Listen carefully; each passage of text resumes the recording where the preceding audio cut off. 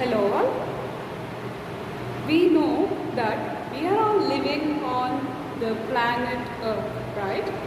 We are all living on the planet Earth. So, what is the speciality of this planet of all the other planets, right? What is the speciality of this planet Earth than all the other planets? Planet Earth is having so many specialities that what all the other planets are not having, right? If planet Earth is not having so many specialities, we would not be on this livable planet. Let us know some facts about this planet. We all know that the Earth is a part of the solar system, right? Earth is a part of the solar system, and Earth is a part of the first three planets, which are also known as the rocky planets, right? The first three planets, the first four planets in fact are known as the rocky planets, and all the other planets, because they are made up of gases, they are known as gaseous planets, right? And Earth is a part of the very big Milky Way, right? And before that, Earth was once upon a time considered to be a flat Earth, and there were so many controversies that the Earth was a flat Earth and Earth was a round Earth. So let us see what are the proofs that they proved that Earth was a round Earth. So our today's topic is Earth as a planet. The Earth is also known as a blue planet. Why Earth is known as a blue planet or a watery planet means Earth has lot of water on it. Earth has lot of water on it, and when seen from other planets or when seen from the space, Earth appears to be blue. That is why Earth is known as a watery planet or a blue planet, right? And now if we come to see the realms of the Earth or the layers of the Earth, Earth is basically made up of three realms. The realms of the Earth are, the first one is the lithosphere, the second one is the hydrosphere, and the third one is the atmosphere, and the combination of all these three spheres is the biosphere. Biosphere is a place where all the living beings have their life. So,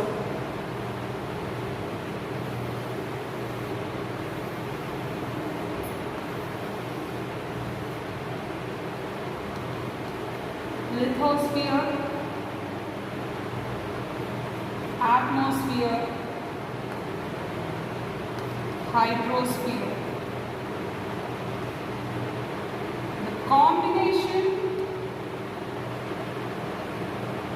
The combination sphere of all these is the biosphere. Lithosphere is the rocky sphere, that means where we live, the crust and all, where we live is the lithosphere. Next one is the hydrosphere, the watery sphere. The fish, all the marine animals, they'll be living. So that is the hydrosphere.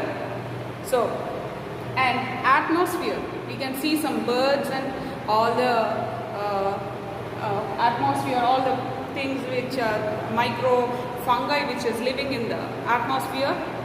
So the combination wherever you have life, that is known as biosphere. The place wherever you have life, that is known as biosphere. So all these three layers are known as realms of the Earth. Let us see a little about this realms of the Earth. Now when we see the lithosphere is made up of three kinds of rocks. I told you lithosphere is the crusty sphere. It's a crust. So this crust is made up of three main types of rocks, that is the igneous rocks, the sedimentary rocks and the metamorphic rocks. So 3 types of rocks. And here mostly mostly the human beings live on the lithosphere. Next one is the hydrosphere. So most part of the earth is the hydrosphere. 71% of the earth is the hydrosphere. That is why earth is also known as a blue planet or a watery planet. So most planet is made up of this hydrosphere, and it is very useful also. And this water also exists not only just in liquid form, it exists in 3 forms. One is the solid form, second one liquid form, and third one is the gaseous form. Solid form, ice. Liquid form is the water, what we know. Gaseous form is the water vapor. Right? So hydrosphere also exists in 3 forms. Okay. Next is atmosphere. Atmosphere is very useful to us because atmosphere only it saves us from the ultraviolet rays of the sun. Atmosphere is a very thick blanket of air. Atmosphere is a very thick blanket of air which supports us or which saves us from the ultraviolet rays of the sun. If these ultraviolet rays are entering, then we may be suffering from so many diseases, right? Now, coming to size and shape of the earth. Previously, it was discussed like for so many years back, it was discussed like the shape of the earth was a flat one. Afterwards, it was discussed like no, it was a round one. Again, it was discussed like it was a flat one, it was a round one. So many controversies went on like this. But afterwards, some astrologers, some astronomers, they came and they proved that the earth is not flat and it was round by giving some proofs. So one of the astronomer who gave the proof was Bhaskaracharya. Also he is an Indian. So other than Bhaskaracharya, there were so many other astronomers who gave the proofs. They are Christopher Columbus, Ferdinand Magellan. So people like this, they gave so many proofs to prove that the earth is round. Actually, the shape of the earth is an oblate spheroid.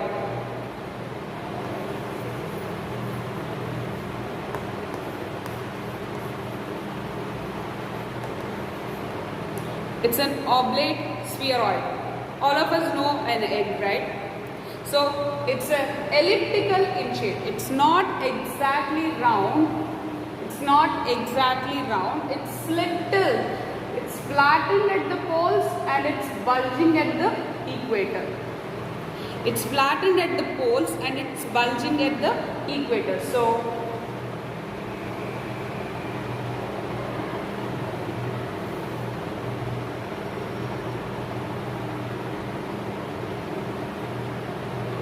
more or less it looks like this. Little flattened at the poles and little bulging at the equator. Right? So this is the shape of the earth and it's known as the oblate spheroid or geoid.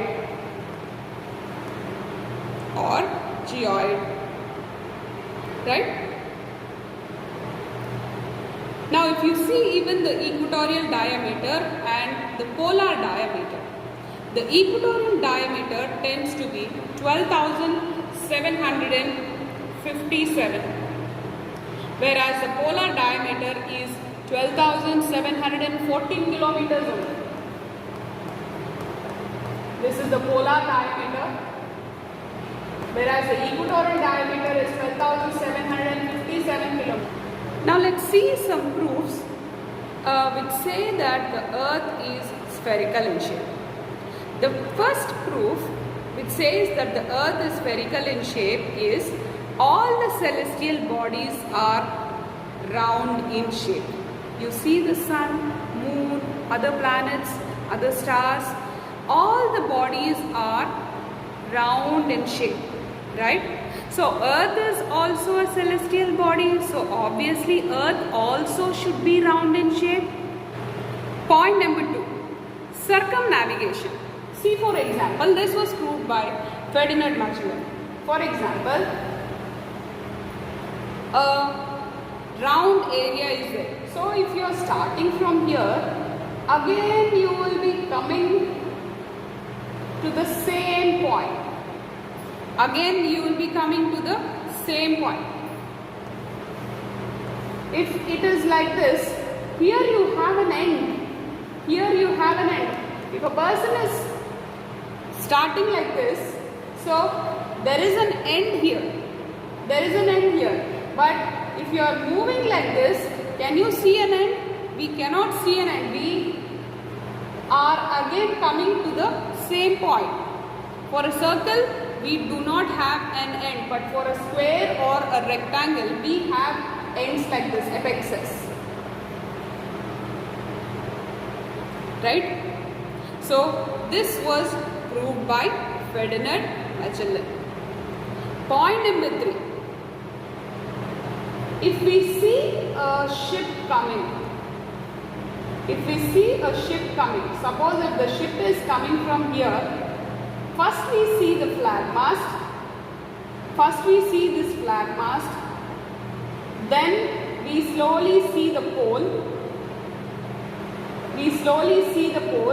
then we see the whole ship, then slowly we see the whole ship. So this also proves that the earth is not exactly flat, the earth is round. If the earth was exactly flat, then we will be seeing the total ship at the same time, right? And point number 4, all the places on the earth are not having sunrise and sunset at the same time. So if all the places, if it is a flat earth, then all the places must be having sunrise and sunset at the same time, right? All the places must be having sunrise and sunset at the same time. Why some places on the west are having sunrise afterwards, and why some places on the east are having sunrise before? Isn't it? So this also proves that the earth is round, right? And next one is aerial photographs. When the photographs were taken from the space, this also proved that the earth was round. Next one, this is known as Bedford level experiment. Bedford level experiment. There was a canal used to be known as Bedford Canal. So what people of England did, they have fixed 3 poles of equal size. And they found that the middle pole was little higher than the other 2 poles. The middle pole was little higher than the other 2 poles. So this also proved that the earth is round in shape. And other one is the lunar eclipse. So during the lunar eclipse, the earth comes in between the sun and the moon. The earth comes in between the sun and the moon. So the shadow of the earth is cast on the moon. The shadow of the earth will be cast on the moon. Right?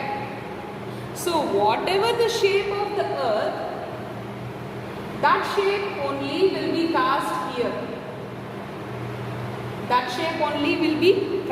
Suppose the shape of the earth is a square, that square only will be cast on the moon. That square shape only will be cast on Because the shape of the earth is round, the round shape is cast on the moon. Right. So this also proves that the earth is round in shape. Now, what makes the existence of humankind or mankind good on the earth? Right? Let's see.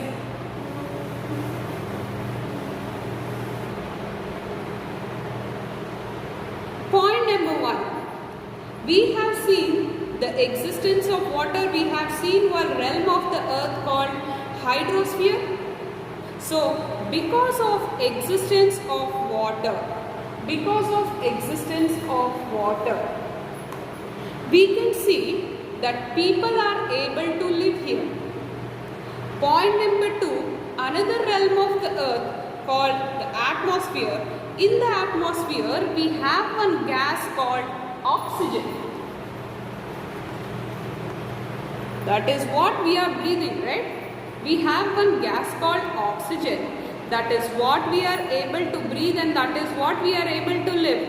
So, this oxygen helps us to live, and that is what is our life-saving gas. So, these two, water and oxygen, apart from these two gases, there are so many other gases which help us to live. So, all the gases will be there in the atmosphere and water is there in the hydrosphere. So, distribution of water and gases is done properly on the earth. So, that is one point which will help us to live on this earth, right? Other than this, one more point what is helping us to live on this earth is the antipodal arrangement of land and water. Antipodal arrangement means, see, in the northern hemisphere, most of the northern hemisphere is having land masses, and in the southern hemisphere, few land masses only we are having. All the southern hemisphere mostly we are having water, right? So this is known as antipodal arrangement of land and water. So here we are having land masses, and here it is balanced by water, right? So all of us know seesaw. One side is having one balance, other side it will be having other balance. So this is known as antipodal arrangement of land and water. In the northern hemisphere it is balanced by land, in the southern hemisphere it is balanced by water. So now we are coming back to the biosphere once again. Biosphere, it supplies all the requisites which are necessary for the living of a organism or the living of one microfungi or any organism which is living on this earth. So anything that which is in this ecosystem or on this earth. So it provides an environment for living. It provides an environment for living. So what is necessary? What is essential? Gases are essential.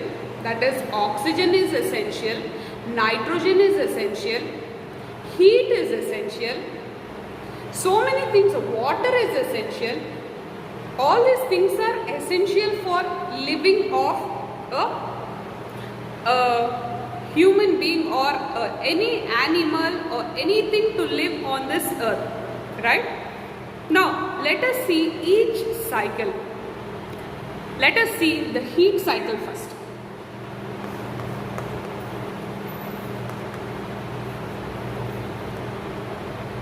Heat cycle means how much energy from the sun is coming to us and how much is given back. That is nothing but insolation and terrestrial radiation. It's just a balance between insolation and terrestrial radiation. It's just a balance between insolation and terrestrial radiation. Insolation means incoming solar radiation. incoming solar radiation. Of all the energy which is given from the sun, earth will not be able to receive all the energy which is received by given from the sun. Earth cannot receive because there is a blanket of air which is known as the atmosphere. We cannot receive even the UV rays, no, so that is not coming inside. So insolation is not totally received by the earth. So out of 100 units which is given by the sun, only 51 units will be coming inside, right? And some amount is reflected back in the form of terrestrial radiation at night. Almost 40% is reflected back in the form of terrestrial radiation. So the balance between insolation and terrestrial radiation is the heat cycle. So now that we have seen sun is the major source of energy. So what does sun do? Sun gives us lot of energy, and all that energy is converted into photosynthesis. All of us know this. Photosynthesis is used for making food by the plants. Photosynthesis is used for making food by the plants, and that is converted, that is taken by the herbivores, that is taken by the carnivores, which makes a food cycle, right? Which makes a food cycle, which is a form of a ecosystem, right? So in this photosynthesis also we know that plants absorb carbon dioxide and give in oxygen for us, which is very essential for the for breathing of us, right? And the next one is nitrogen cycle.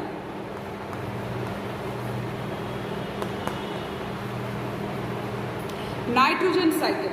So in this nitrogen cycle, we know that most part of the earth, nitrogen is abundant gas on the earth's surface. Nitrogen is abundant gas on the earth's surface.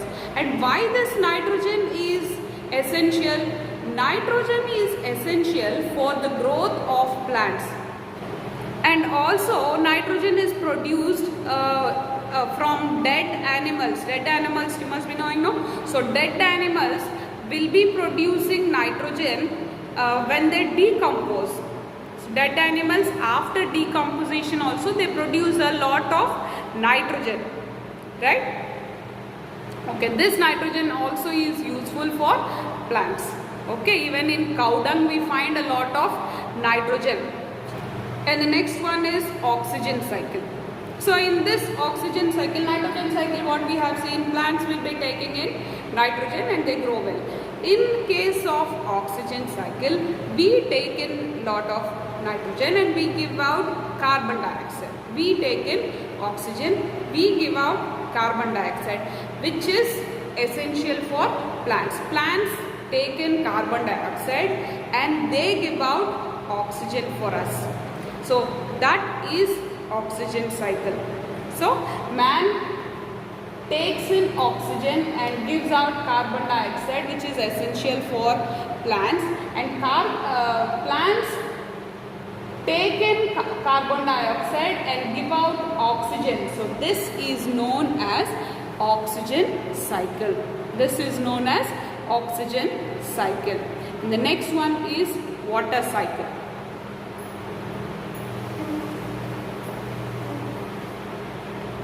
So in case of water cycle, what is happening is all the water vapor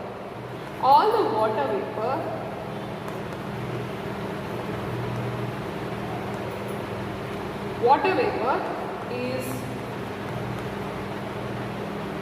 going into the space, becoming clouds and coming down again in the form of precipitation. The water here, first thing is water. The water here is evaporated, becomes water vapor, forms clouds, forms clouds. These clouds, when they saturate and condense, they come across with a colder air, then they again come down in the form of rain. They again come down in the form of rainfall. So this is water cycle. So again this water again will be evaporating, again coming down in the form of precipitation. So same cycle will be repeating. So this is the water cycle.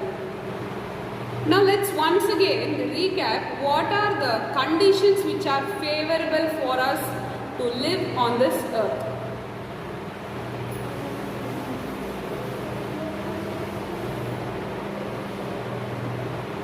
First one. So the earth is the third planet with respect to distance from the sun, right? This is a fact, right? So when the earth is the third planet with respect to distance from the sun, it is not as near as Mercury or Venus.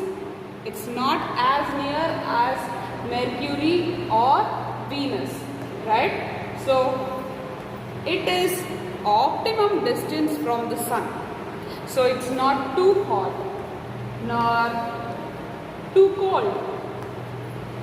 It's not too hot or too cold like the Pluto, which was once upon a time removed from the planet position. Now again Pluto is taken in, right? Now again Pluto is taken into the planetary position by NASA, right? Point number 2. Presence of oxygen and presence of water. These two are the main things which help us to live on this planet Earth. Presence of oxygen, presence of water. So if water is not there, will we be able to live is a big question. Water is present in traces on the Mars, but there is no presence of life on the Mars. The reason is it's only present in traces. But here 71% of the earth is of water. And oxygen, 29% is 21% of Earth's atmosphere is of oxygen. So which is the most abundant gas again. Right? So these are two important factors which are essential for the living of the people. And atmosphere, if you see, atmosphere stops the ultraviolet rays of the sun. Every planet will be having the atmosphere, but Earth's atmosphere is so special in stopping the ultraviolet rays of the sun. That is why here we are able to live. So these are all the reasons for life on the earth. So can we have few questions? What are the proofs which say that the earth is round? And what are the reasons for the earth for becoming a habitable planet? Right? So these two questions will almost give a recap of the lesson. Hope the lesson is understood. Thank you.